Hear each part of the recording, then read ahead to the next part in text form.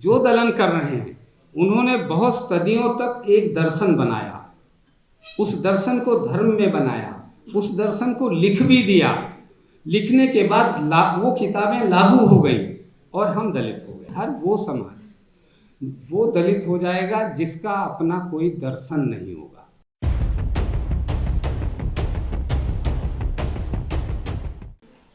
जैसा कि हमारे संचालक जी ने का विशेष स्वागत किया जाए। पता नहीं इसका पीछे क्या है, ज़्यादा कार्य मुझसे लेना चाहते हैं या ज़्यादा सहयोग। मैं एक अलग विषय से, विज्ञान विषय से हूँ और मेरा थोड़ा सा मैं अपने विषय में बता देता हूँ, जो कि विशेष सहयोग ऐसा उम्मीद की गई।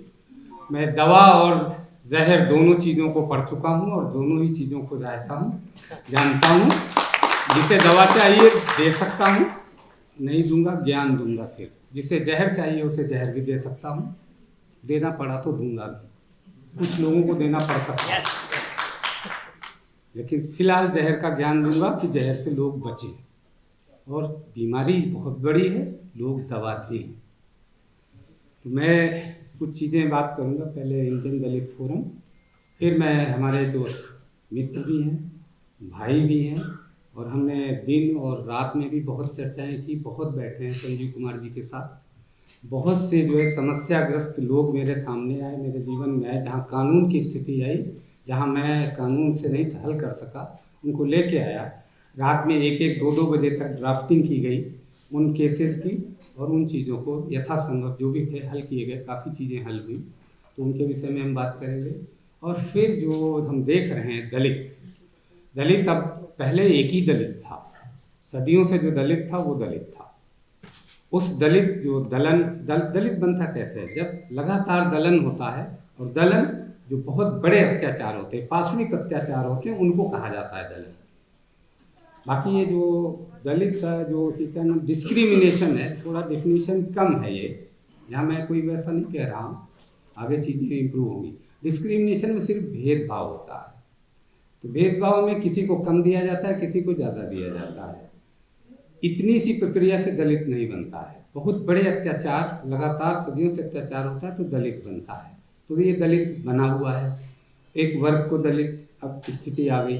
लेकिन अभी आधुनिक व्यवस्था जो बनी, तमाम संघर्षों के बाद, आज़ादी का संघर्ष, फिर आगे बहुत सारे नागरिक अधिकारों का संघर्ष, और सबके बाद संविधान बना, आधुनिक व्यवस्था बनी। उस व्यवस्था में ये था कि दलन ये जो है रुक जाएगा और दलित की स्थिति जो है सामान्य होकर सामान्य नागरिक बन जाएंगे। तो वो सामान्य नागरिक नहीं बने, वो दलित काफ़ी हद तक ऊपर आए। कुछ लोग उनके प्रतिनिधि आए, वास्तव में हम सब उनके प्रतिनिधि हैं। अभी वो दलित समाज दलित ही है।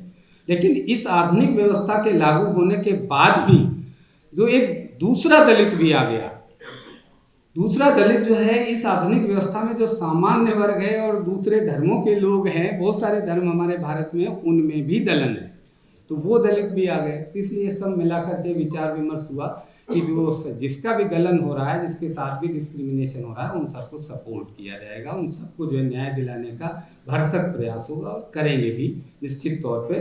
क्योंकि इतने वर्ष बीत गए कि एक बाबा साहब के समय से ये बात हो रही है कि वकील बना दिए जाएं। बाबा साहब ने भी कहा था, तो समाज से का जो है संरक्षण हो जाएगा, समाज के सब अधिकार मिल जाएंगे। तो वो वकील, अब ये था कि वकील बना जाए, तो संजीव कुमार जी हमारे साथी लिए पूरी तरह से वकील बनकर सामने आ गए।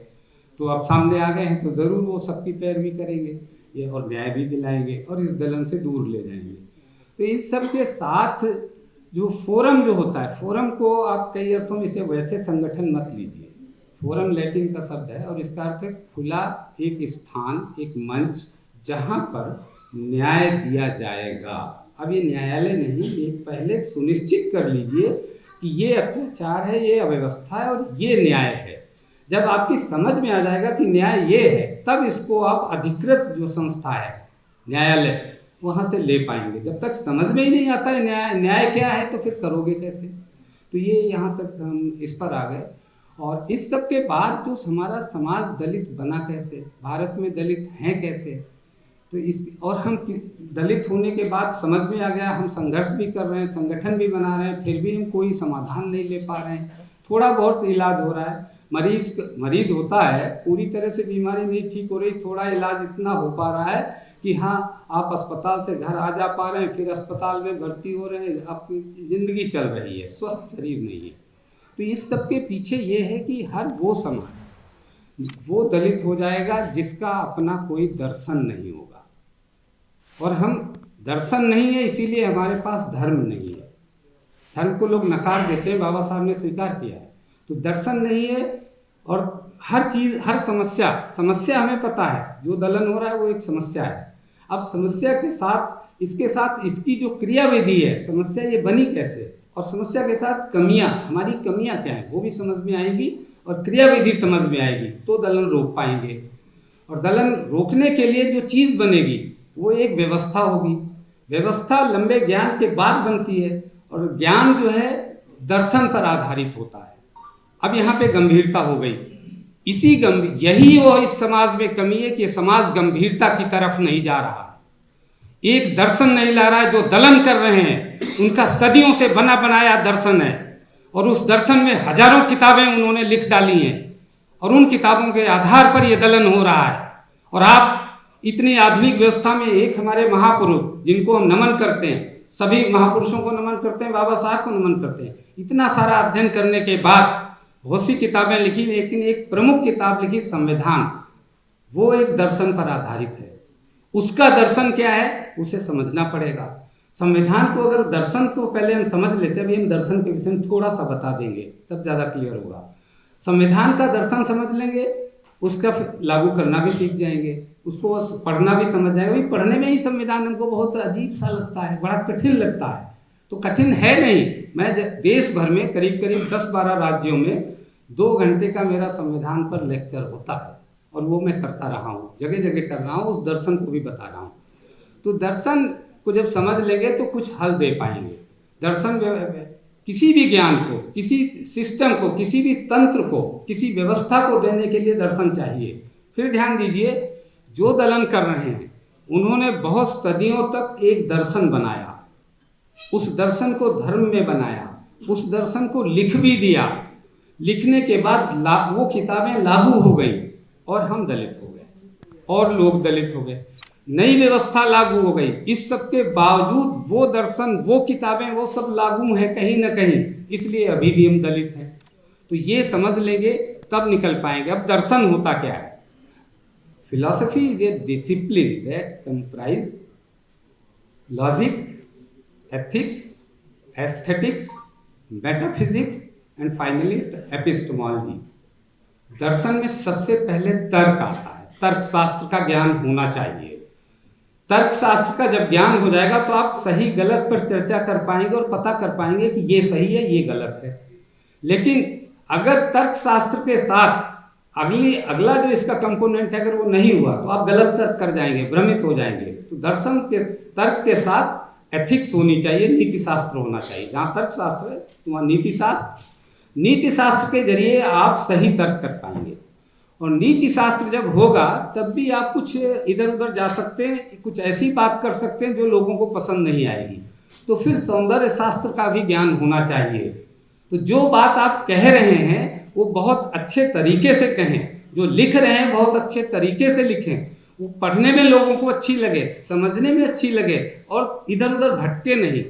तब कोई थीसिस लिखते हैं, अगर बहुत ब्यूटीफुली कोई थीसिस राइटिंग होगी, टेक्स्ट राइटिंग होगी, that will be accepted by each and everybody, और जब वो उसका मैसेज है वो कन्वे हो पाएगा। तो ये सौंदर्य शास्त्र हो गया। अब सौंदर्य शास्त्र होगा तो ये बहुत अच्छा लिख देंगे, बैठ जाए प्लीज। सौंदर्य शास्त्र लागू होने के बाद जब सबको ये लगता है कि हाँ मैंने बहुत अच्छा लिखा या बहुत अच्छा बोला, तो आत्ममुग्ध हो जाते हैं। आत्ममुग्धता के जो शिकार होते हैं वो कुछ नहीं कर पाते हैं। इससे उबरने के लिए जो चीज़ है कि तत्व ज्ञान आना चाहिए, मेटाफिजिक्स। जो बहुत अच्छी बात कह रहे हैं उस पर अपने आप में बहुत खुश मत होइए, बहुत अच्छा कार्य कर रहे हैं उस पर खुश मत होइए। अंततोगत्वा संत कबीर की स्थिति ज्ञान आ ही जाएगा कि जो कुछ भी कर रहे हो है कुछ भी नहीं।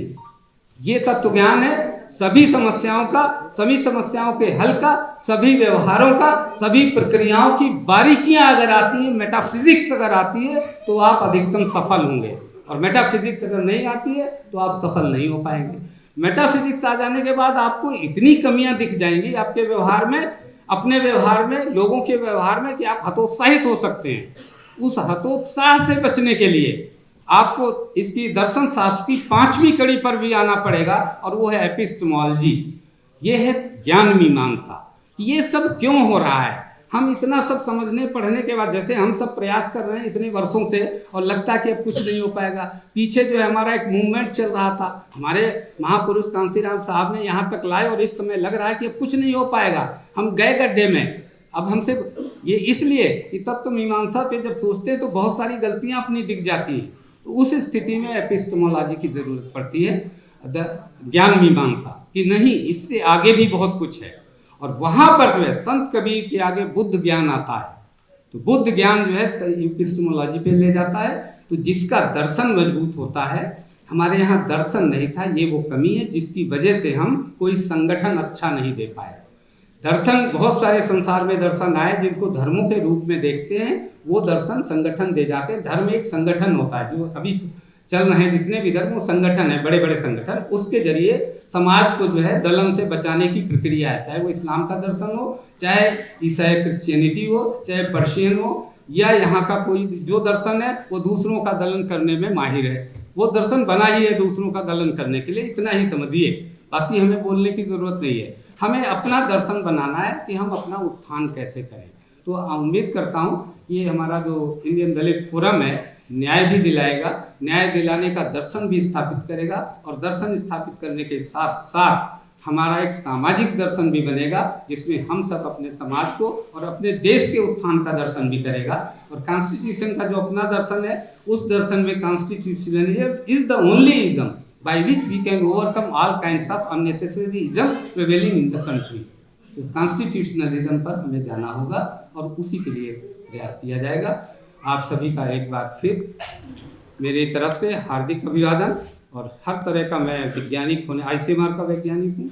अपनी वैज्ञानिक दृष्टि की जब ज़रूरत पड़ेगी मैं ज़रूर आऊँगा, और हमेशा साथ रहूँगा। मैं लगातार संजीव जी के साथ रहा हूँ, रात रात में चर्चाएँ की हैं, चीज़ों को कर रहे हैं, आप सबके साथ हैं। इन सब शब्दों के साथ एक बार फिर आप सबका नमन।